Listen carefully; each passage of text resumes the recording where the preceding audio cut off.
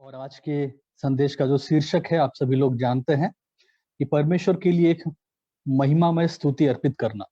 ये आज का संदेश का शीर्षक है और ये भजन संहिता 66 से लिया गया है। ये पूरा का पूरा जो सैम्स है इसमें 20 पद है। मैं आपको शुरुआत में ही पूरे के पूरे 20 पद नहीं पढ़ूंगा, लेकिन जैसा-जैसा हम लोग एक-एक पॉइंट्स को देखेंगे, आगे बढ़ेंगे, मैं वैसे-वैसे आपके बीच में, आपके मध्य में उन वचनों को पढ़ूँगा और उसके ऊपर हम कुछ बातों को सीखने का प्रयास करेंगे। तो आइए हम लोग एक छोटी-सी प्रार्थना करें आज के वचन के लिए और फिर हम लोग आगे बढ़ेंगे। प्रभु जी, हमारी प्रार्थना आज की सुबह यह है कि आप हमें सहायता करें कि आपके सम्मुख एक स्तुति, महिमा में स्तुति को अर्पण करने का अर्थ हम लोग आज समझ पाएँ। आपके वचन में जो बातें लिखी हैं, जो बातें आप हमें चाहते हैं कि हम समझें, प्रभु उसको समझने के लिए आप हमें अनुग्रह दें। हमारे मनों को, हृदय को प्रभु जी आपके वचन की ओर केंद्रित करते हुए रखें प्रभु, ताकि हम किसी और बातों से डिस्ट्रैक्ट ना हो। यहाँ तक कि हम प्रार्थना भी करना चाहते हैं टेक्निकल चीज़ों के लिए कि किसी प्रकार की कोई प्रकार का रुकावट भी ना हो पाए, ताकि ये जो पूरा समय है इसको हम लोग आपके वचन से सीखने के लिए, आपके वचन से बातों को सुनने के लिए प्रभु जी उपयोग करने वाले हो सके। धन्यवाद देते हैं जो भाई-बहन लोग हमारे साथ आज जुड़ पाए हैं। इस प्रार्थना को हम लोग मसीह यीशु के नाम से मांगते हैं। आमीन। मैं उम्मीद करता हूँ कि आपके अगर लोकल चर्च आप वहाँ पे उसको स्किप नहीं किए होंगे। जैसा ये बार-बार कहा जाता है कि अगर किसी कारणवश आपके चर्च में सर्विस नहीं हो पा रहा है और विशेष रूप से लॉकडाउन के कारण चर्च आप नहीं जा पा रहे हैं, इस कारण हम इस प्रार्थना के समय को रखे हैं, जहाँ पे हम परमेश्वर के वचन से कुछ बातों को देखने वाले हैं। तो मैं शुरुआत में आपके बीच में भजन संहिता 66 उसका 1 से 4 पद को एक बार पढ़ना चाहूँगा और फिर हम लोग आगे बढ़ेंगे। मैं आपके लिए पढ़ रहा हूँ भजन संहिता 66, 66 और उसका 1 से लेके 4 पद। हे सारी पृथ्वी के लोगों, परमेश्वर के लिए जय-जयकार करो, उसके नाम की महिमा का भजन गाओ, उसकी स्तुति करते हुए उसकी महिमा करो।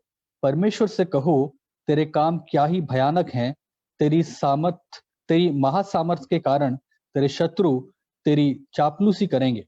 सारी पृथ्वी के लोग तुझे दंडवत करेंगे और तेरा भजन गाएंगे, वे तेरे नाम का भजन गाएंगे। सेला।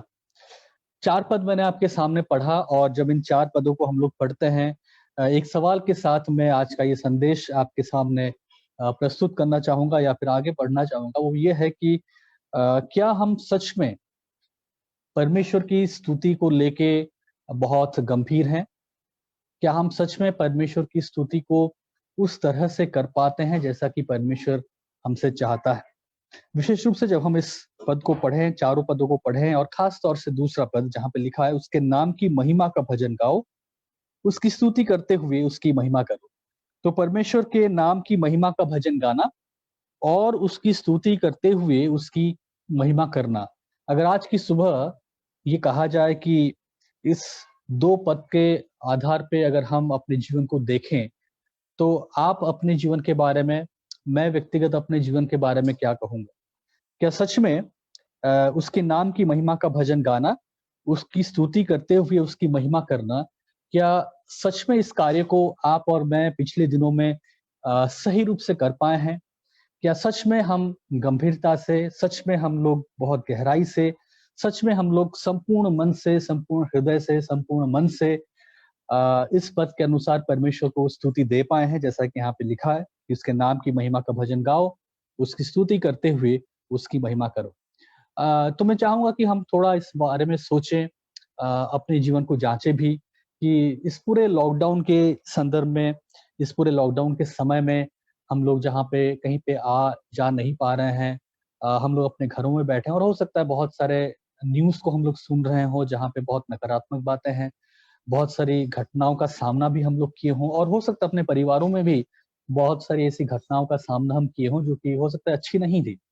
आपके जानने वाले, आपके परिवार वालों में, परिवारों के बीच में हो सकता है कुछ ऐसी बातें हुई हों जो अच्छी नहीं हैं। लेकिन क्या इन हर एक चीज़ के मध्य में हम सच में ये दूसरा पद अपने जीवन में लागू कर पाए हैं? उसके नाम की महिमा का भजन गाना, उसकी स्तुति करते हुए उसकी महिमा करना।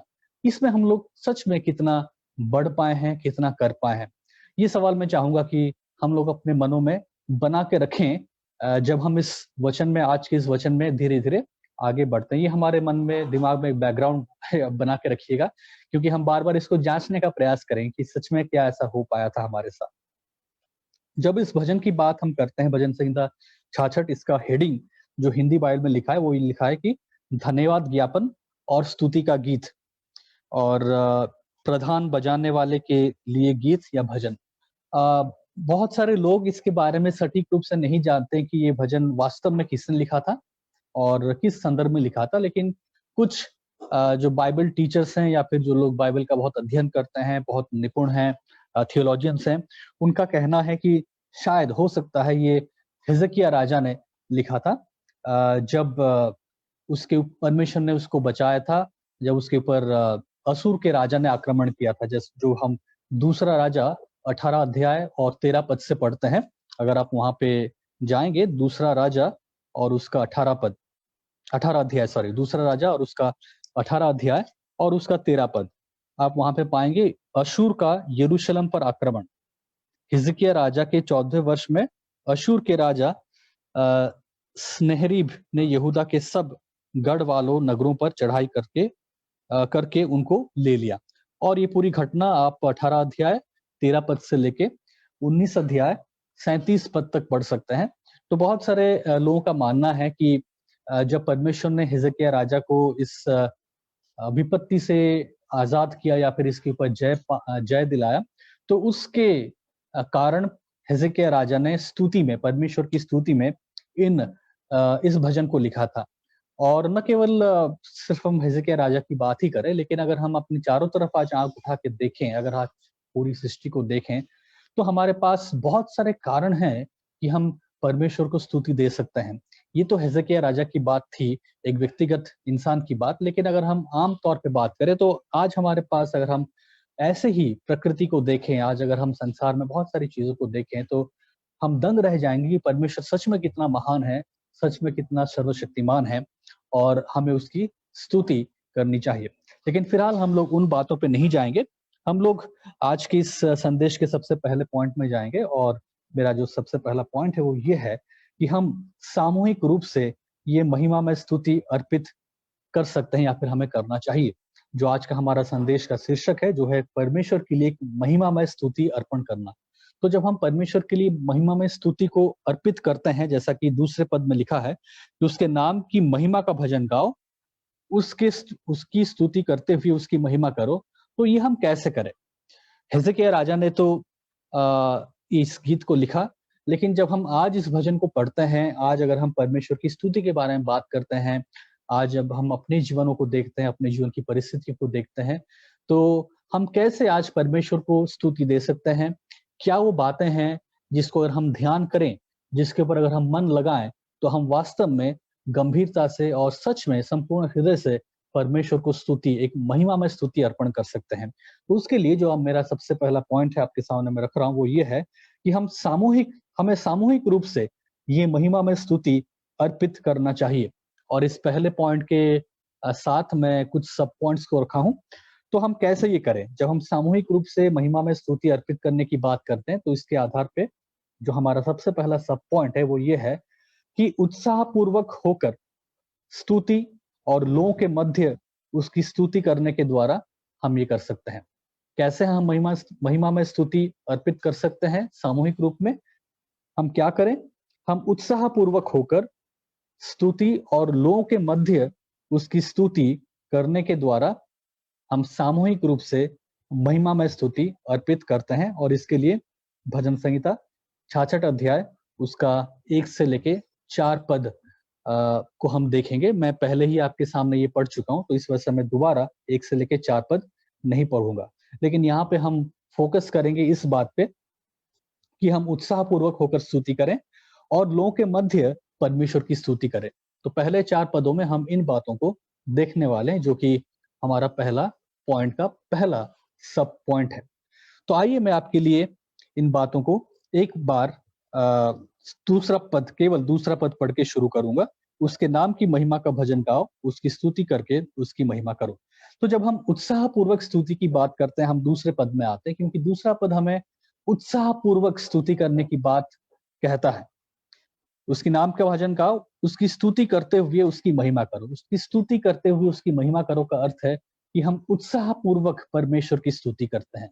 तो जब हम परमेश्वर को स्तुति देने की बात कर रहे हैं, जब हम सामूहिक रूप से, याद रखिएगा हम ये सामूहिक रूप से स्तुति देने की बात कर रहे हैं, यानी कि कॉर्पोरेट, है ना, मिलके, एक साथ मिलके, मसीह में भाई-बहन लोग मिलके जब हम एक साथ परमेश्वर की स्तुति करते हैं, तो ये बहुत ज़रूरी है कि हमारी स्तुति में एक चीज़ दिखाई दे और वो है हमारा उत्साह। तो हम उत्साहपूर्वक एक साथ हम लोग मिलके परमेश्वर की स्तुति हमें करनी चाहिए। और जैसा कि 66 का 1 में लिखा है, हे सारी पृथ्वी के लोगों, परमेश्वर के लिए जय-जयकार करो। तो उत्साहपूर्वक एक साथ मिलके हम क्या करते हैं, हम जब जय-जयकार करते हैं, एक साथ मिलके जब हम उत्साह के साथ परमेश्वर की स्तुति करते हैं, वो महिमा में स्तुति देना होता है। तो आप हो सकता है पूछें कि ये उत्साहपूर्वक स्तुति क्या होता है? क्या हम नाचने लगे? क्या हम झूमने लगे? क्या हम ज़ोर-ज़ोर से चिल्लाने लगे? तो उत्साहपूर्वक स्तुति देने का अर्थ क्या होता है? कैसे हम इसको समझें? क्या चिल्लाना, चीखना, ज़ोर-ज़ोर से आवाज़ में प्रार्थना करना या फिर बहुत ज़ोर तेज़ आवाज़ में गीतों को गाना, क्या ये उत्साहपूर्वक स्तुति है? तो आइए हम लोग थोड़ा-सा देखें कि जब मैं उत्साहपूर्वक स्तुति देने की बात करता हूँ, इसका अर्थ क्या है? उत्साहपूर्वक स्तुति देने का अर्थ अगर हमें समझना है, तो फिर हमें इसका जो विपरीत है उसको समझना होगा। क्योंकि अगर हम इसके विपरीत चीज़ को समझ जाएँगे, तो फिर उत्साहपूर्वक स्तुति देना क्या है, ये भी हम लोग समझ जाएँगे। तो जब हम उत्साहपूर्वक स्तुति देने की बात करते हैं, अक्सर इसका जो सही अर्थ है वो ये है कि ये केवल ये बात नहीं है कि हम लोग कहीं पे जमा हो गए, कहीं पे खड़े हो गए, कुछ गीतों को हमने गा लिया, हाथों को उठा के हमने गीतों को गा लिया या फिर कोई ऐसा नॉर्मली ऐसा होता है ना, बहुत सारा थोड़ा गीत जो थोड़ा-सा फ़ास्ट गीत होता है, कोरसेस होता है, तो कई बार लोग कहते हैं कि जब हम ऐसे गीतों को गाते हैं तो हम परमेश्वर को स्तुति देते हैं। तो कई बार लोग उत्साहपूर्वक स्तुति को केवल इन्हीं चीज़ों में केंद्रित करके रख देते हैं। लेकिन उत्साहपूर्वक स्तुति का अर्थ एक सही अर्थ, एक थियोलॉजिकल अंडरस्टैंडिंग क्या होता है? एक आध्यात्मिक रूप से हम इसको कैसे समझें? तो मैं आपको यहाँ पे कुछ वो बातें नहीं कहने वाला हूँ जो कि आप केवल कोई एक्शन से समझने लगे। यानी कि क्योंकि नॉर्मली हम लोग ऐसा सोचते हैं कि अगर आप कोई व्यक्ति अगर चुप होके खड़ा है ना? ताली नहीं बजा रहा है, एकदम आराम से खड़ा है, आँखें बंद करके ऐसे खड़ा है और गीत गा रहा है, तो लोग कई बार बोलते हैं कि ये बहुत डल है। ये बहुत बुझा हुआ है, इसके अंदर कोई जोश नहीं है, ये आत्मा से भरा नहीं है। लेकिन जो व्यक्ति हाथ उठा के ताली बजा के नाचते हुए गीतों को गाता है, ज़ोर-ज़ोर से गीतों को गाता है, लोग कई बार सोचते हैं कि अरे! देखो ये ब्रदर कितना अच्छा स्तुति करते हैं, कितनी अच्छा आराधना करते हैं, एकदम आत्मा से भरे हुए हैं। तो कई बार हमारे अंडरस्टैंडिंग में क्या हो जाता है कि हम लोग एक व्यक्ति को देखते हैं और उसके हाव-भाव को देख के हम लोग ये तय करने लग जाते हैं कि ये व्यक्ति उत्साहपूर्वक स्तुति कर रहा है क्या नहीं कर रहा है। अगर वो गीतों को तेज़ आवाज़ से गा रहा है, ताली बजा रहा है, यहाँ से वहाँ मतलब नाचते हुए जा रहा है और तेज़ आवाज़ में गा रहा है, हम लोग नॉर्मली सोच लेते हैं कि अरे वाह! आत्मा से भरा हुआ व्यक्ति है, ये हमारा वर्शिप लीडर होना चाहिए, ये बहुत बढ़िया ब्रदर हैं, ये बहुत उत्साह के साथ प्रभु की स्तुति करते हैं। लेकिन वहीं पे अगर एक दूसरे ब्रदर हैं या सिस्टर हैं, वही चर्च में या गैदरिंग में, जहाँ पे वो चुपचाप खड़ी हैं, आँख बंद करके खड़ी हैं, नीचे देख के मतलब ऐसे ही सर झुका के खड़ी हैं, ज़्यादा वो ना तो ताली बजा रही हैं, ना हिल रही हैं, ना कुछ कर रही हैं। नॉर्मली हम लोग सोच लेते हैं कि पता नहीं भई कैसे हैं, प्रभु के भवन में आके पता नहीं कैसे चुपचाप से लोग खड़े हो जाते हैं, पता नहीं आत्मा से भरे हैं या नहीं भरे हैं, भई मालूम नहीं ये लोग बाइबल पढ़ते हैं, नहीं पढ़ते हैं, पता नहीं देखो भई कैसे बुझे-बुझे से हैं, खुद भी एकदम डल हैं, दूसरों को भी माहौल खराब कर दे रहे हैं, उनको देख के हमको नेगेटिव फीलिंग आ रहा है। तो कई बार लोग ऐसे में डिफाइन कर देते हैं और सोचने लगते हैं कि उत्साहपूर्वक स्तुति देना क्या है या फिर उत्साहपूर्वक स्तुति ना देना क्या है। तो मैं फिर उस बात पर नहीं जाना चाह रहा हूँ कि क्या ऐसा करना सही है, क्या गलत है, लेकिन मैं आपको एक थियोलॉजिकल बस अंडरस्टैंडिंग देना चाह रहा था। और एक प्रभु के सेवक हैं और उन्होंने जिनका नाम जॉन पाइपर है, तो उन्होंने इस प्रकार अपने किताब में लिखा था, जिस किताब का नाम है let the nations be glad, ना let the nations be glad ये किताब का नाम है और वहाँ पे वो उत्साहपूर्वक स्तुति देने के बारे में लिखते हैं और वो कहते हैं कि आराधना का आवश्यक महत्वपूर्ण परिभाषा यह है कि हम मसीह में परमेश्वर से संतुष्ट होने का अनुभव करते हैं, है ना? ये हिंदी वर्ड थोड़ा कठिन है, लेकिन कोशिश कीजिएगा इसको समझने के लिए, क्योंकि इसमें बहुत भारी चीज़ें हैं, बहुत गंभीर बातें हैं। वो कहने की कोशिश कर रहे हैं या कह रहे हैं कि जब हम मसीह में परमेश्वर में संतुष्ट होते हैं, तो परमेश्वर में जब हम संतुष्टि को पाते हैं, और वो संतुष्टि इस बात पे होती है कि मसीही कौन है। तो जब इसका अनुभव हमें हो जाता है, मसीह में परमेश्वर से संतुष्ट होना, तो परमेश्वर में हम जब संतुष्टि इस आधार पे ढूँढते हैं, इस आधार को में समझते हैं कि मसीही कौन है, जब हम यीशु मसीह कौन है, उसको जब हम समझ लेते हैं और उस बात का अनुभव जब हमारे जीवन में होने लगता है, हमारे जीवन की परिस्थितियों में, हमारे जीवन के कार्यों में, हमारे जीवन के अलग-अलग परिस्थितियों में, हमारे जीवन की कठिनाइयों में, हमारे जीवन की परीक्षाओं में, हमारे जीवन में भले समय में, हमारे जीवन में कठिन परिस्थितियों में, जब हम इस बात को समझ लेते हैं कि मसीही में परमेश्वर कौन है ना? तो परमेश्वर की परिभाषा या फिर परमेश्वर कौन है, ये जब हम मसीह को जानने के द्वारा समझ लेते हैं और उसका अनुभव हमें होता है, ये आराधना के लिए एक आवश्यक महत्वपूर्ण परिभाषा बन जाता है। तो हम परमेश्वर को इस आधार पे नहीं समझते हैं कि अ, वो आपको क्या देता है या फिर क्या नहीं देता है।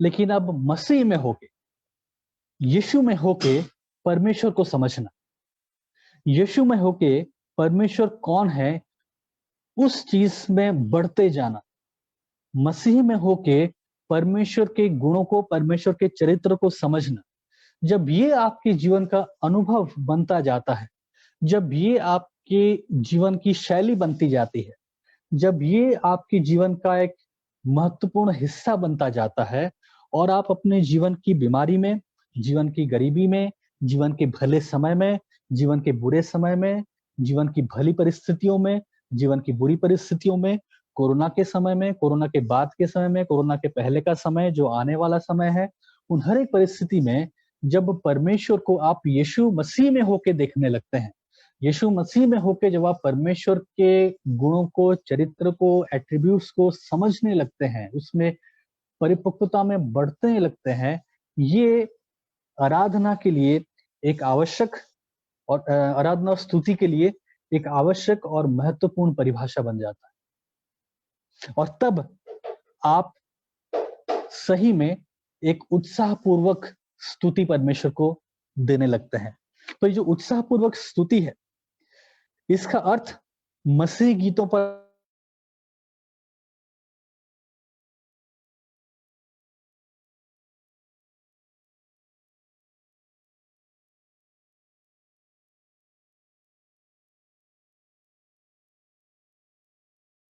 मालूम नहीं आप मुझे सुन पा रहे हैं कि नहीं सुन पा रहे हैं। अगर डायसन आप मुझे सुन पा रहे हैं तो आप एक बार बता सकते हैं? यस यस पास्टर मनीष, सुन अच्छा, पा रहा हूं। 2 सेकंड के लिए कनेक्शन थोड़ा कट गया था। 1 मिनट, थोड़ा 1 मिनट होल्ड कीजिए।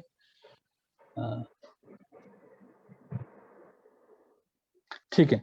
तो उत्साहपूर्वक स्तुति करने का अर्थ मसीह गीतों में केवल ये नहीं कि हम मसीह गीत में नाच रहे हैं या नहीं नाच रहे हैं, कूद रहे हैं कि नहीं कूद रहे हैं। जो संगीत है ना, बाहरी चीज़ों से, संगीत से आकर्षित हो रहे हैं या नहीं हो रहे हैं। मसीह कार्यक्रमों में जो वर्शिप सेमिनार्स होते हैं, वर्शिप वहाँ पे कितना अच्छा बढ़िया माहौल है, क्या है, उस पे केंद्रित नहीं है, है ना? उसमें संतुष्टि पाना नहीं है। तो उत्साहपूर्वक स्तुति इन बातों पे आधारित नहीं होता है। तो जब हम कहते हैं कि हम उत्साहपूर्वक स्तुति कर रहे हैं, ये इस बात पे आधारित नहीं होता है कि आपके मध्य में बहुत अच्छा संगीत बज रहा है या नहीं बज रहा है। आप बहुत लेटेस्ट गीतों को गा रहे हैं या नहीं गा रहे हैं। कोई व्यक्ति उन गीतों पे नाच रहा है या नहीं नाच रहा है। कोई व्यक्ति उन गीतों में झूम रहा है या नहीं झूम रहा है। या उन गीतों में वो क्या एक्शन कर रहा है या नहीं कर रहा है। इन बातों पे संतुष्टि पाना नहीं है। मसीह में परमेश्वर की महिमा की संपूर्णता से संतुष्टि को पाना है। ये बहुत जरूरी है। तो हमें क्या करना पड़ेगा? हमें मसीह में परमेश्वर की महिमा की संपूर्णता से संतुष्टि को पाना होगा। तो परमेश्वर की जो महिमा की संपूर्णता है, क्या हम उस महिमा की संपूर्णता को मसीह में देख पा रहे हैं या नहीं और उसमें संतुष्ट हो पा रहे हैं या नहीं, ये बहुत ज़रूरी है। मैं जान रहा हूँ कि जो बातें मैं कह रहा हूँ ये थोड़ा कठिन है। हो सकता है आप पहली बार इन बातों को सुन रहे हों और हो सकता है ये बातें काफ़ी आप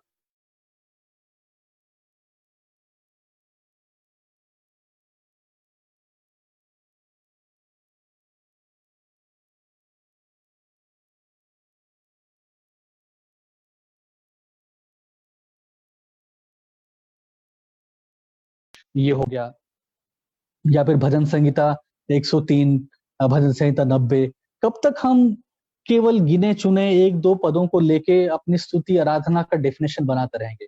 बहुत ज़रूरी है कि हम धीरे-धीरे थियोलॉजिकल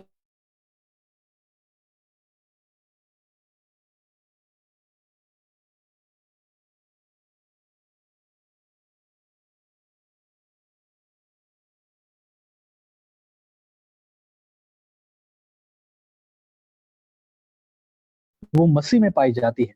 तो परमेश्वर की जो महिमा की संपूर्णता है, वो मसीह में पाया जाता है और उसमें जब हम संतुष्ट होते हैं, उसमें जब हम संतुष्ट होने लग जाते हैं, तब हम कह सकते हैं कि हम सच में, वास्तव में एक उत्साहपूर्वक स्तुति परमेश्वर को दे रहे हैं।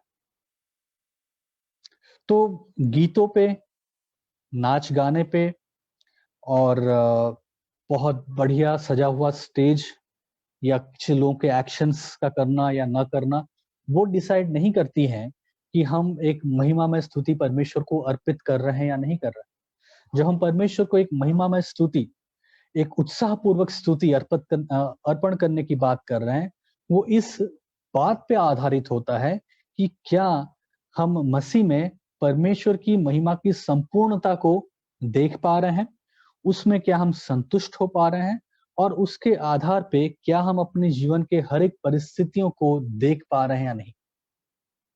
जीवन की हर परिस्थितियों में, जीवन की अलग-अलग परिस्थितियों में क्या हम परमेश्वर की महिमा की संपूर्णता जो मसीह में पाया जाता है, उससे हम बल प्राप्त कर रहे हैं या नहीं?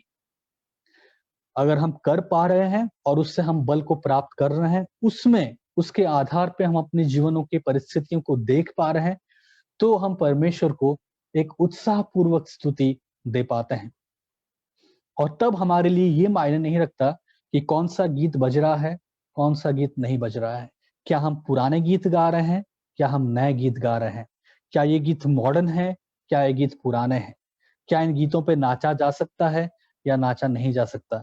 क्या वो ब्रदर हाथ उठा के चिल्ला-चिल्ला के ज़ोर आवाज़ से आराधना कर रहे हैं या कोई ब्रदर या सिस्टर आँखें बंद करके चुप होके, खड़ी होके आराधना कर रही है? ये मायने नहीं रखेगा और हम उस आधार पे लोगों को जाँचने नहीं लग जाएँगे, उनको उनके बारे में ये नहीं कहने लग जाएँगे कि आत्मा से भरा हुआ है, नहीं भरा हुआ है, स्तुति दे रहा है, नहीं दे रहा है, ये बुझा हुआ है या नहीं बुझा हुआ है, नहीं। जब सामूहिक रूप से आप और मैं जब इस बात को समझ जाते हैं कि मसीह में परमेश्वर की महिमा की हर एक संपूर्णता पाई जाती है और उसमें हम संतुष्ट होने लगते हैं, तब हम परमेश्वर को एक महिमामय स्तुति प्रदान करते हैं, हम उत्साहपूर्वक स्तुति को प्रदान करते हैं। 4 पद में अ, भजनकार ये लिखने लगता है यहाँ पे,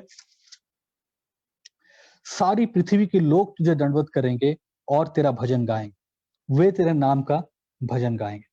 ना केवल इतना, जब हम महिमा में स्तुति देने की बात कर रहे हैं 1 से लेके 4 पद में, हम यहाँ पे ये भी देख रहे हैं कि भजनकार ये लिख रहा है कि सारी पृथ्वी के लोग तुझे दंडवत करेंगे और तेरा भजन गाएँगे, वे तेरे नाम का भजन गाएँगे। एक तरह से भजनकार एक आप कह सकते हैं कि परमेश्वर की अगुवाई में उस बात को यहाँ पे लिख रहा है जो एक दिन होगा जब हम स्वर्ग में जाएँगे, जहाँ पे सारे पृथ्वी के लोग अलग-अलग जाति से, अलग-अलग भाषा के लोग, अलग-अलग प्रांत के लोग, अलग-अलग जगह से लोग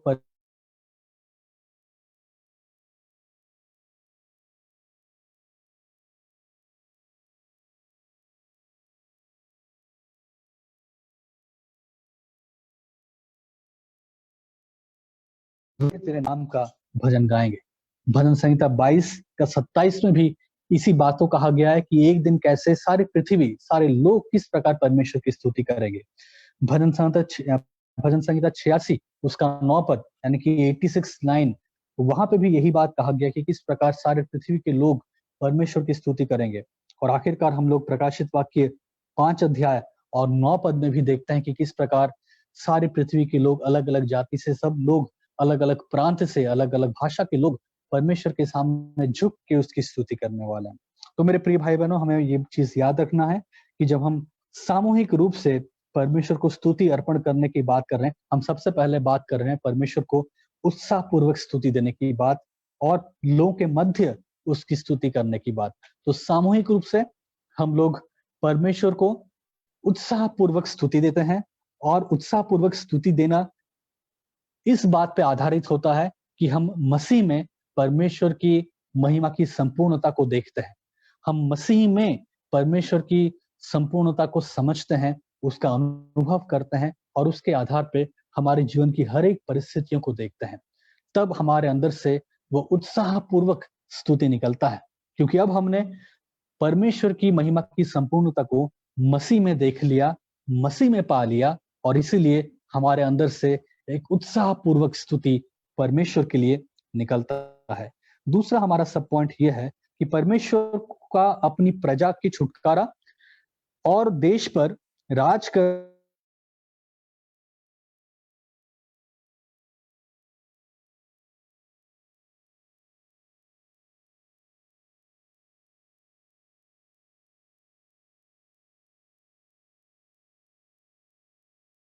के महान कार्य पर जब हम विचार करते हैं, तो जब हम इन दो बातों पर विचार करते हैं, क्या चीज? पहला, परमेश्वर का अपनी प्रजा को छुटकारा देना, और दूसरा, देशों पर राज करना। तो परमेश्वर का ये जो महान कार्य है, ये जो दो महान कार्य है, अपने लोगों का छुटकारा और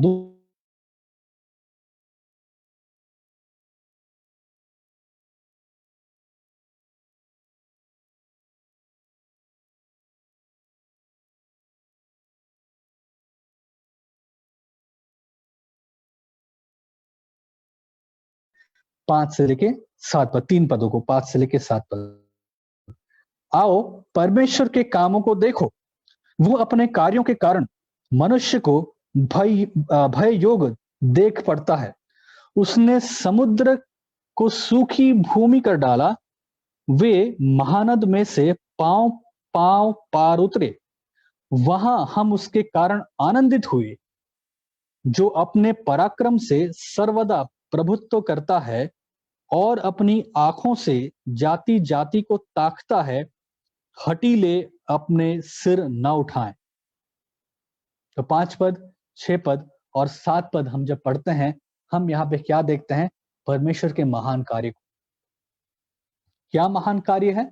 परमेश्वर का महान कार्य हम यहाँ पे देखते हैं कि वो अपने लोगों को छुटकारा देता है। और ये विशेष रूप से जो घटना है, अगर आप जब पढ़ रहे हैं, आप समझ ही जा रहे होंगे, ये मिस्र देश में से गुलामी से छुटकारे की बात है, जहाँ पे लिखा जा रहा है कि आओ परमेश्वर के कामों को देखो, वो अपने कार्यों के कारण मनुष्य को भययोग दिखा पड़ता है। और उसने क्या कार्य किया? उसने समुद्र को सूखी भूमि कर डाला और हम लोग उसमें से सूखे पांव पांव पार हुए। वहां हम उसके कारण आनंदित हुए। जो अपने पराक्रम से सर्वदा प्रभुत्व करता है और अपनी आंखों से जाति जाति को ताकती है, हठीले अपने सर ना उठाए। तो हम यहाँ पे देखते हैं कि खास तौर से जो भजन लिखने वाला है, वो यहाँ पे खास तौर से उस घटना का वर्णन कर रहा होता है, स्मरण दिला रहा होता है इस भजन लिखने के द्वारा अपने सुनने वालों को कि देखो, याद करो, स्मरण करो कि परमेश्वर ने क्या काम किया था, कैसे उसने हमें छुटकारा दिलवाया था, कैसे उसने हमें मिस्र देश की गुलामी से हमें बाहर निकाला। लेकिन एक अद्भुत बात या फिर एक अजीब बात आप कह सकते हैं कि ये जो महान कार्य हुआ था ना, जो परमेश्वर का इतने बड़े बड़े कामों को करके, न केवल लाल समुद्र का पार करना, लेकिन मिस्र देश में जो 10 चमत्कार हुए या फिर चिन्ह हुए, और उसके बाद वहां से लोग जब निकले, वहां पे किस प्रकार परमेश्वर की सहायता की, 40 साल तक कैसे परमेश्वर इनको अगुवाई करता रहा, और फिर परमेश्वर कैसे इनको यरदन नदी का पार, यरदन नदी उन्हें पार किया, और फिर वो लोग कैसे जब यरीहो नगर में गए, हम पढ़ते हैं कि इतना सब कुछ जो परमेश्वर इनके साथ कर रहा था, इतने बड़े-बड़े काम जो परमेश्वर उनके साथ कर रहा था, ये सब बातें लोगों तक पहुँची, लोग इसको सुने थे। लेकिन हम लोग क्या पढ़ते हैं? यहोशू की पुस्तक में, यहोशू की पुस्तक में हम लोग पढ़ते हैं कि सब चीज़ों को सुनने के बाद केवल एक स्त्री, जिसका नाम राहाब है, उसने विश्वास किया।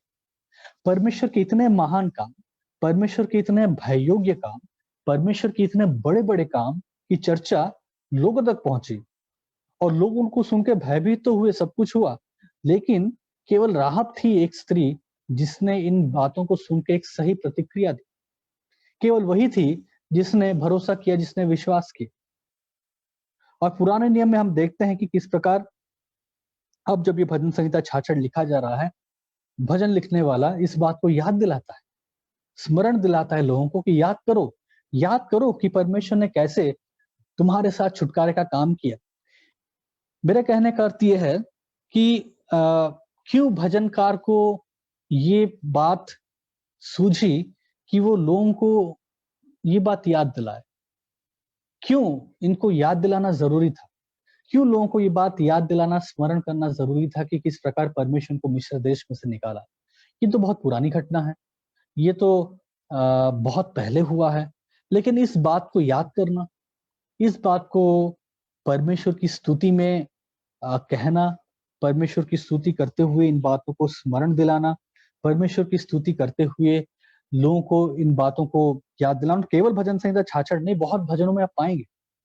मेरा कहने का अर्थ ये है कि हम एक पैटर्न को देखते हैं कि जो काम परमेश्वर ने किया, उसको भजनकारों ने समझा और परमेश्वर की अगुवाई में उन्हें ये लगा कि ये ज़रूरी है कि भले ही वो काम चाहे कितने पुराने हों, भले ही वो काम हमारे पूर्वजों के साथ हुआ हो, भले ही ये काम, ये घटनाएँ सैकड़ों साल पुरानी हो, लेकिन ज़रूरी है कि हम अपने स्तुति में इन बातों का वर्णन करें। हम इसको हिस्ट्री समझ के, इतिहास समझ के भूल ना जाएँ। हम इसको इतिहास समझ के हमारे केवल एक दिमाग में एक हिस्टोरिकल फैक्ट करके एक घटना हुआ था, इसको करके हम भूल ना जाएँ।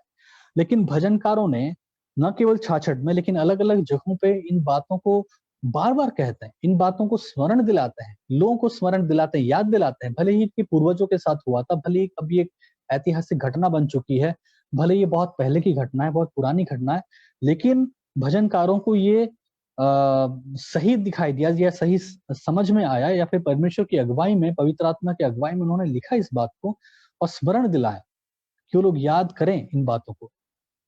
और ये हमारे लिए एक सीख है और हमारे लिए ये एक बहुत ज़रूरी सीख है कि हम याद करें, क्योंकि हम बहुत जल्दी भूल जाते हैं। हम लोगों के साथ जो एक बहुत बड़ी समस्या है कि हम बहुत जल्दी परमेश्वर के भलाइयों को भूल जाते हैं, हम बहुत जल्दी परमेश्वर के भले कामों को भूल जाते हैं। अगर आपको पूछा जाए, मुझे पूछा जाए कि अच्छा 1 हफ्ते पहले, 10 दिन पहले कम से कम 5 बातें लिखो कि परमेश्वर ने क्या भला काम किया था, हम ब्लैंक हो जाते हैं, हमें याद नहीं रहता।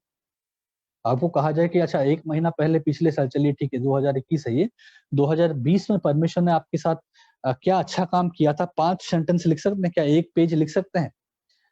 हम लिख नहीं सकते, क्योंकि हम इतने आदी हो चुके हैं परमेश्वर की भलाइयों को अपने जीवन में देखते हुए, हमारा इतना आदत हो चुका है परमेश्वर की अच्छाइयों को अपने जीवन में अनुभव करते हुए कि हम भूल जाते हैं। ये भी एक बहुत अजीब बात है कि परमेश्वर हमारे जीवन में जितना भला कार्य करता जाता है, परमेश्वर हमारे जीवन में जो भली बातें करते जाते हैं, हम उसके इतने आदी हो जाते हैं, हम इतने यूज्ड टू हो जाते हैं और वो हमारे लिए इतना नॉर्मल बन जाता है कि हम भूल भी जाते हैं कि क्या हुआ हमारे साथ।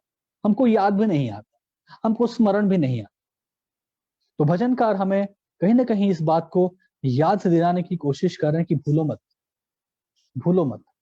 हो सकता है तुम्हारे पूर्वजों के साथ हुआ हो सकता है बहुत साल पहले हुआ हो, लेकिन याद करो, स्मरण करो, इन बातों को बताओ, इन बातों को अपने स्तुति में, अपनी प्रशंसा में कहो और इसके द्वारा परमेश्वर को उत्साहपूर्वक स्तुति दो। थक के, बोर होके इन बातों को मत कहो, क्योंकि कई बार हमारी प्रार्थनाएँ, हमारी स्तुति की प्रार्थनाएँ, स्तुति के शब्द भी इतने बोरिंग होते हैं, सुन के सामने वाले की प्रार्थना को सुन के लगता है कि पता नहीं थक के प्रार्थना कर रहा है। मतलब ऐसा लगता है कि वो अगर कुछ कह भी रहा है परमेश्वर के बारे में, अगर वो कह भी रहा है परमेश्वर की भलाई के बारे में, तो मानो रटा रटाया बात कह रहा है, एक मतलब जबरदस्ती कहना पड़ रहा है तो कह रहा है, अंदर से वो आनंद, अंदर से वो उत्साह के साथ नहीं कह रहा है।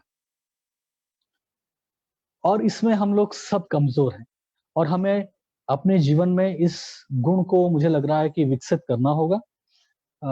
हमें उत्साह के साथ परमेश्वर की भलाइयों का वर्णन करना होगा। वो भलाइयाँ भले आपके साथ हुआ हो या बाइबल में इन घटनाएँ हुई हो, लेकिन हमें उत्साह के साथ परमेश्वर की उन भलाइयों का वर्णन करना चाहिए। थक के नहीं, थक हार के करना है तो करते हैं। किसी ने बोल दिया कि भैया प्रार्थना में अगुवाई करो, तो क्या करें भैया, बोल दो कुछ। किसी ने कहा कि अच्छा ब्रदर आप आज स्तुति में थोड़ी अगुवाई कीजिए, तो क्या करें ब्रदर, कुछ कहना है तो कह डाल रहे हैं। वैसा नहीं, उत्साह के साथ उन बातों को कहना। और अगर हम आज न्यू टेस्टामेंट में इसका हम एप्लीकेशन ढूंढे छुटकारे का, तो सबसे बड़ा छुटकारा जो हम देखते हैं हमारे जीवन में, वो यीशु मसीह के द्वारा हुआ है। जो पाप से हम छुटकारा पाए हैं, जो पाप की मजदूरी से छुटकारा पाए हैं, पाप की गुलामी से हम लोग छुटकारा पाए हैं, उसके बारे में हमें कहना चाहिए।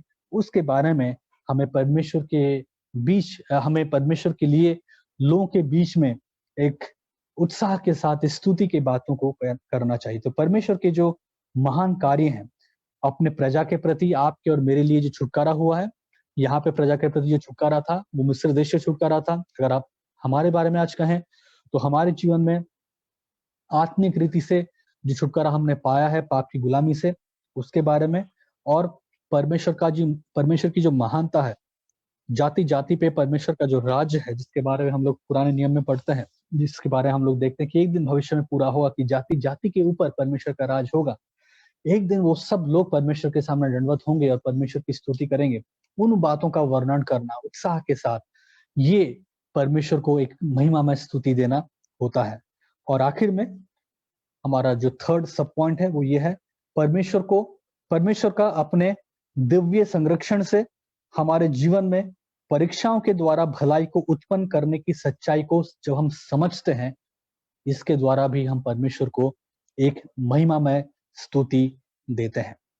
तो परमेश्वर का अपने दिव्य संरक्षण, यानी कि प्रोविडेंस, हिंदी में हम लोग दिव्य संरक्षण कहते हैं और अंग्रेजी में हम लोग इसको प्रोविडेंस कहते हैं। तो परमेश्वर का अपने दिव्य संरक्षण या प्रोविडेंस में हमारे जीवन में परीक्षाओं के द्वारा, तो आपके और मेरे जीवन में जब परमेश्वर अपने प्रोविडेंस के द्वारा या फिर अपने दिव्य संरक्षण में होके आपके और मेरे जीवन में जब परमेश्वर परीक्षाओं को लाता है और परीक्षाओं के द्वारा हमारे जीवन में वो भलाई को उत्पन्न करता है, इस सच्चाई को जो हम समझते हैं, ये भी हमारे जीवन में परमेश्वर के प्रति एक महिमामय स्तुति को उत्पन्न करता है। इसकी समझ, परमेश्वर के इस कार्य की समझ हमें एक महिमामय स्तुति अर्पित करने के लिए सहायता करता है। जब हम ये समझ जाते हैं कि अच्छा, मेरे जीवन में जो परीक्षाएं आई हैं, मेरे जीवन में जो परमेश्वर परीक्षाओं को लेके आता है, वो क्यों है?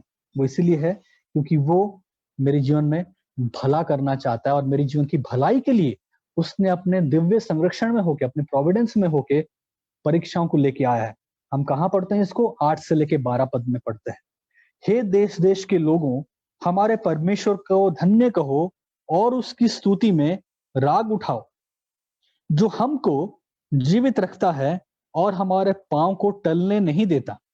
क्योंकि हे परमेश्वर, तूने हमको जांचा, तूने हमें चांदी के समान ताया था, तूने हमको जाल में फंसाया और हमारी कटी पर भारी बोझ बांधा था। तूने घुड़ चढ़ों को हमारे सिरों के ऊपर से चलाया।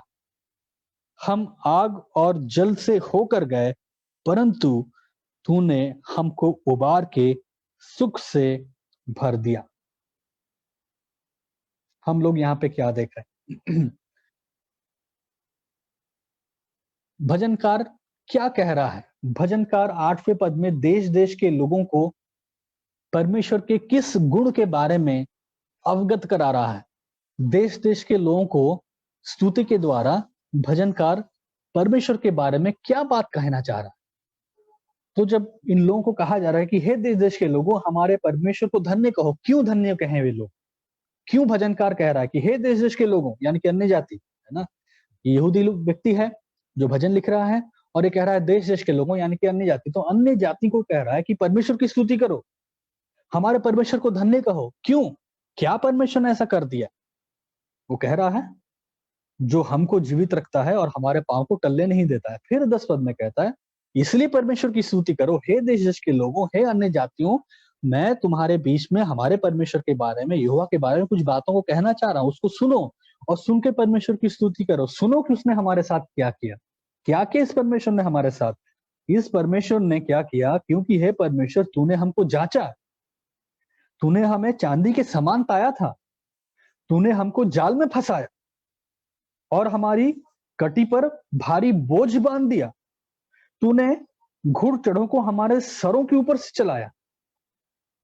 हम आग और जल से होकर गए, परंतु तूने हमको उबार के सुख से भर दिया। भजनकार परमेश्वर की स्तुति, परमेश्वर की महिमामय स्तुति, परमेश्वर के लिए एक उत्साहपूर्वक स्तुति इसलिए कर रहा है और लोगों को कह रहा है कि तुम भी करो, क्योंकि भजनकार ये समझ रहा है कि परमेश्वर ने अपने प्रोविडेंस में यानी कि अपने दिव्य संरक्षण में मेरे जीवन में या फिर हमारे जीवन में क्या किया है? परीक्षाओं को लेके आया है।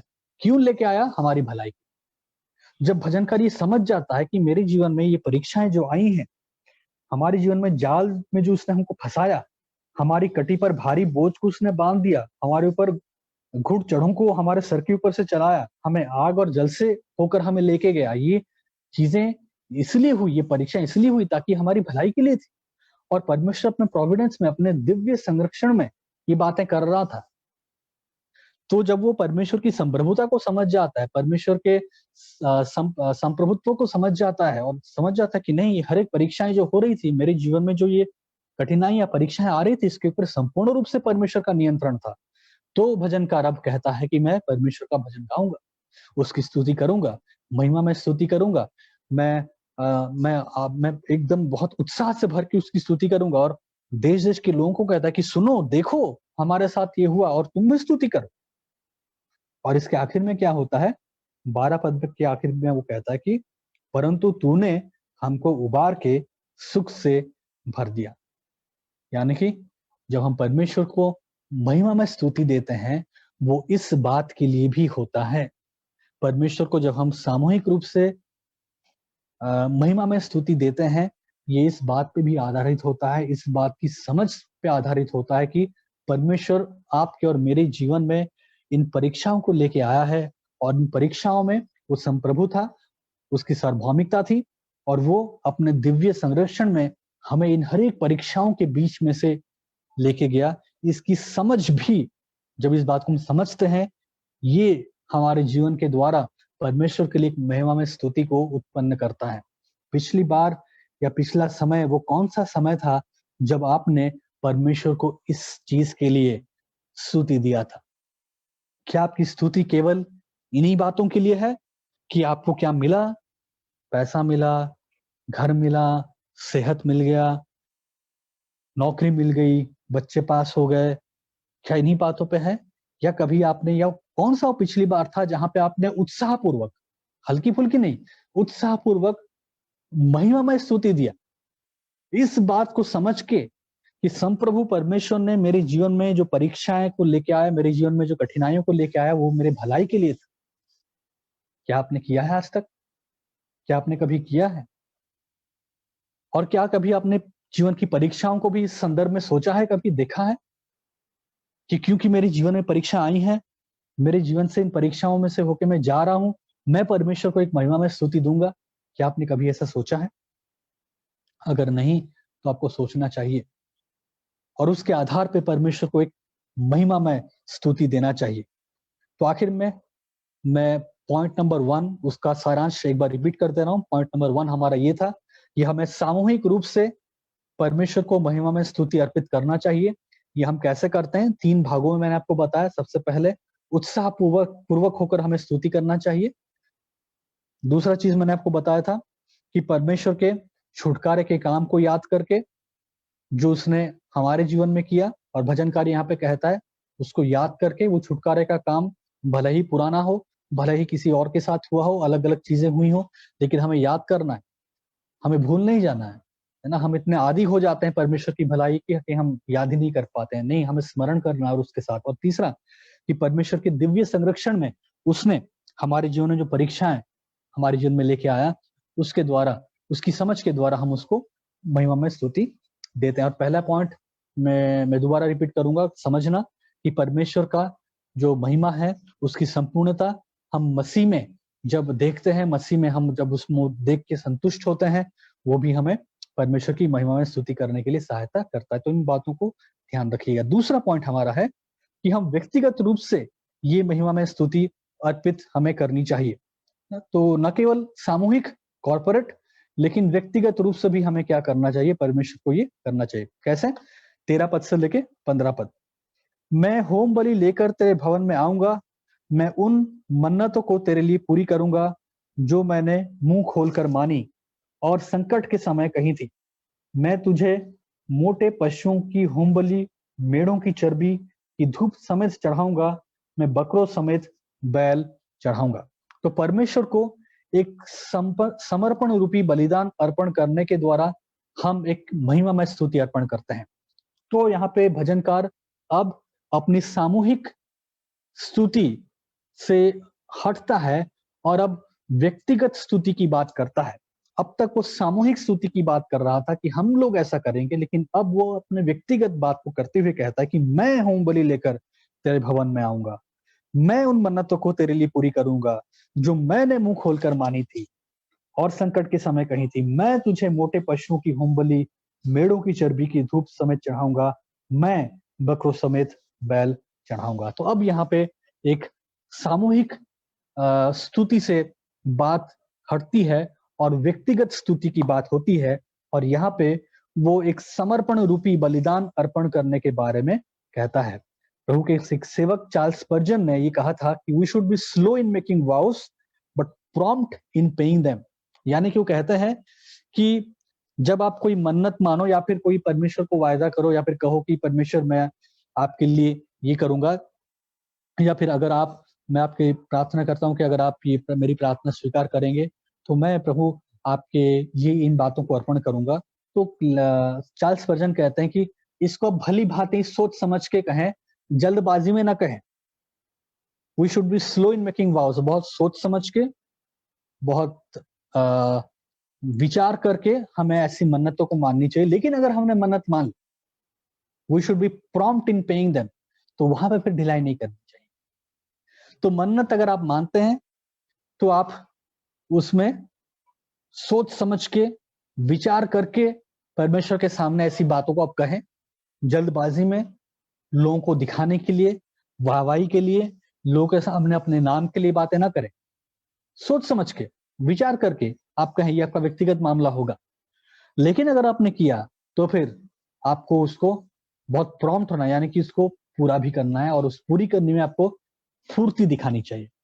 तो जब परमेश्वर आपकी प्रार्थना को पूरी करता है या सुनता है, तो फिर आपको उन वायदों को पूरा करने में फुर्ती करना चाहिए। वहां पे फिर आपको ये नहीं कहना चाहिए कि अच्छा मैं करता हूं, मैं कर लूंगा, थोड़ा सा रिलैक्स हो जाऊं, थोड़ा सा ठीक हो जाए।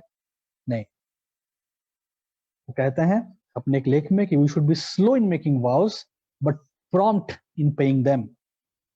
और यहाँ पे जो भजनकार है वो कहता है कि क्योंकि परमेश्वर तूने बातें की है, मैं अब चुप नहीं बैठूंगा।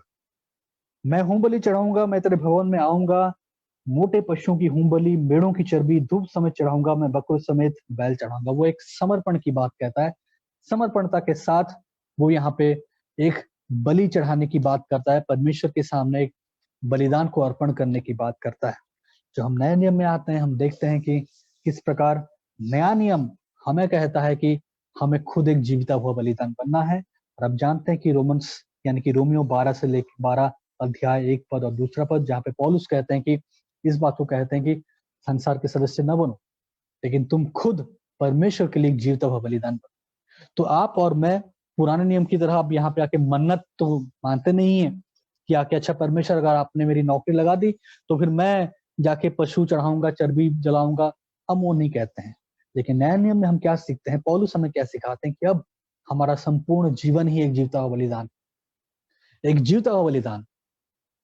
वो बलिदान नहीं, वो पशु नहीं जिसकी गर्दन काट दी जाती थी, वो मर जाता था, खत्म। पौलुस कहता है हम जीवित हुए बलिदान हैं, हम जीवित हैं और हमारा जीवन ही परमेश्वर के लिए एक बलिदान है। ये व्यक्तिगत रूप से हमारा परमेश्वर के लिए एक महिमामय स्तुति है। हमारा जीवन जब हम खुद परमेश्वर को एक जीवित हुआ बलिदान के रूप में अर्पण करते हैं, संसार के सदस्य नहीं बनते, लेकिन मन के नए हो जाने से हम परमेश्वर की भली भांति और सिद्ध इच्छा को पूरी करते जाते हैं और समझते जाते हैं। वो जो हम करते हैं, हम एक जीवित हुआ बलिदान बनते हैं, जीवित बलिदान बनते हैं, जीवित हुआ बलिदान बनते हैं, और ये परमेश्वर के लिए एक महिमामय स्तुति बनता है। और दूसरा 16 से लेके 20 पद, हमारे जीवन में परमेश्वर के महान कार्य का वर्णन दूसरों को बताकर हम महिमामय स्तुति अर्पित करते हैं। 16 से लेके 20 पद, हे परमेश्वर के सब डरवैयों, आकर सुनो, मैं बताऊंगा कि उसने मेरे लिए क्या क्या किया है। मैंने उसको पुकारा और उसी का गुणानुवाद मुझसे हुआ। यदि मैंने मन में अनर्थ की बात सोचता तो प्रभु मेरी न सुनता, परंतु परमेश्वर ने तो सुना है, उसने मेरी प्रार्थना की और ध्यान दिया है। धन्य है परमेश्वर जिसने न तो मेरी प्रार्थना अनसुनी की और न मुझसे अपनी करुणा दूर की है। और आखिर में भजनकार कहता है कि न केवल सामूहिक रूप से हम परमेश्वर की बातों को कहे, लेकिन व्यक्तिगत रूप से उसने आपके और मेरे जीवन के लिए जो कहा किया है, उसको जब हम लोगों को सुनाते हैं, वो एक महिमामय स्तुति का कारण बनता है। और सबसे बेस्ट तरीका है कि जब आप लोगों के बीच में अपनी गवाही को रखते हैं, जब लोगों के बीच में प्रभु यीशु मसीह ने आपके जीवन में जो उद्धार का कार्य किया उसको आप बताते हैं, जब लोगों के बीच में आप समाचार को लेके जाते हैं, जब लोगों के बीच में आप यीशु मसीह के बारे में कहते हैं कि उसने आपके जीवन में किस प्रकार उद्धार का कार्य किया और वो कैसे उनके जीवन में कर सकता है, ये सबसे बड़ी चीज है जो आप लोगों के बीच में कह सकते हैं, लोगों को बता सकते हैं अपनी व्यक्तिगत गवाही। आपके जीवन में परमेश्वर का काम जब आप वो करते हैं, वो भी एक महिमामय स्तुति का कारण बनता है। लेकिन एक चेतावनी है 18 पद में, वो कहता है 18 पद में, यदि मैंने मन में अनर्थ की बात सोचता तो प्रभु मेरी न सुनता। इस हर एक बात में जब हम लोगों के सामने गवाही दे रहे हैं और खुद अपने जीवन को देखते हैं, तो हमें याद रखना है कि जब हम प्रार्थना करें तो एक चीज है जो आपके और मेरे प्रार्थना में रुकावट ला सकता है, और वो है अगर हम अपने मनों में अपराध रखा है या फिर हमारे मन में अगर अनर्थ है, और अगर हमने जैसा यहाँ पे लिखा है, अनर्थ की बात को हम सोचते अपने हृदय में, पाप को सहेज के रखते हैं, तो परमेश्वर हमारे उत्तर को नहीं देगा। ये एक चेतावनी है, और इसलिए हमें थोड़ा सा ध्यान रखना है कि कहीं ऐसा ना हो कि हम ये हर एक बातें तो कर रहे हैं लेकिन साथ ही साथ मन में, जीवन में पाप को छुपा के रखे हैं। हमें ध्यान रखना है कि अगर ऐसी कोई बात है, हमें मन फिराना है, और तब परमेश्वर हमारी प्रार्थनाओं को सुनेगा, और तब हमारी गवाहियां कि जो काम परमेश्वर ने हमारे जीवन में किया, उद्धार रूपी काम, वो भी, और साथ साथ परमेश्वर ने जो हमारी प्रार्थना को उत्तर दिया, हमारे कठिन समय में परमेश्वर ने हमारे साथ जो कार्य किया, उसकी गवाही हम लोगों के मध्य दे सकते हैं। तो ये बातें हैं जिसके द्वारा हम परमेश्वर को स्तुति, आराधना और प्रशंसा दे सकते हैं। कंक्लूजन में मैं आपके लिए 3-4 बातें कहना चाहूंगा। सबसे पहले, सामूहिक रूप से मिलके परमेश्वर की स्तुति करना ना भूलें। फिलहाल तो लॉकडाउन चल रहा है, लेकिन जब ये खत्म हो जाता है, याद रखें कि बहुत जरूरी है कि हम सामूहिक रूप से मिलके स्थानीय कलीसिया में भाई बहन के साथ मिलके, हमारे कलीसिया में जो भाई बहनें हैं, हम लोग सब एक साथ मिलके, कलीसिया के लोग हम लोग सब मिलके परमेश्वर को सामूहिक रूप से स्तुति दें। दूसरा, व्यक्तिगत रूप से हम परमेश्वर को स्तुति देना ना भूलें। व्यक्तिगत रूप से हम लोग समय ले जहाँ पे हम याद करें, स्मरण करें परमेश्वर की इन भलाइयों को जो उसने हमारे जीवन में किया है, और उनको याद करते हुए हमें परमेश्वर की स्तुति करनी चाहिए। तीसरा, हमें अपने जीवन को जांचते भी रहना चाहिए 18 पद के अनुसार, कि कहीं ऐसा तो नहीं कि हम अपने हृदय में कुछ ऐसी बातों को अभी भी छिपा के रखे हैं जो जिसको परमेश्वर के सामने, जिनको लेके हमें क्षमा मांगना चाहिए था, या जिसके प्रति हमें अपने आप को दूर करना चाहिए था। अगर ऐसी बातें हैं, उसको हम लोग थोड़ा ध्यान दें और निरंतर इन बातों से अपने आप को अलग करें। और आखिर में, प्रार्थना करना ना भूलें, परमेश्वर को स्तुति देना, परमेश्वर की महिमा करना ना भूलें, भले ही आपके और मेरे जीवन में कठिन परिस्थितियां आ रही हों, क्योंकि हमें नहीं मालूम कि परमेश्वर अपनी संप्रभुता में, अपने दिव्य संरचना में, अपने प्रोविडेंस में किस प्रकार उन परीक्षाओं को आपके और मेरे जीवन में हमारी भलाई के लिए इस्तेमाल कर रहा है। तो प्रभु आप सबको आशीष दे, प्रभु आप सबको सहायता करे कि आप स्तुति को, परमेश्वर को महिमा में स्तुति देने का जो अर्थ है, इसको केवल कुछ गीतों में, कुछ एक्शंस में सीमित करके न रखें। जैसा मैंने शुरुआत में कहा, अगर कुछ गीत हैं जोर से गा रहे हैं तो ही परमेश्वर की स्तुति हो रही है, हाथ उठा के नाच के गा रहे हैं तो ही परमेश्वर की स्तुति हो रही है। अगर चुप से कोई खड़ा है, आंखें बंद करके खड़ा है, इसका मतलब वो बुझा हुआ है, उसके अंदर आत्मा नहीं है। इस प्रकार से हम भेदभाव न करें, इस प्रकार से हम लोग स्तुति को डिफाइन न करें, लेकिन महिमा में स्तुति होने का एक सही अर्थ, उसको हम लोग समझें भजन संहिता 66 के आधार पे। तो प्रभु आपकी सहायता करे, आपकी मदद करे कि आप सच में परमेश्वर को महिमा में स्तुति दे पाएं और उत्साह से भर के की महिमा में स्तुति दे पाएं।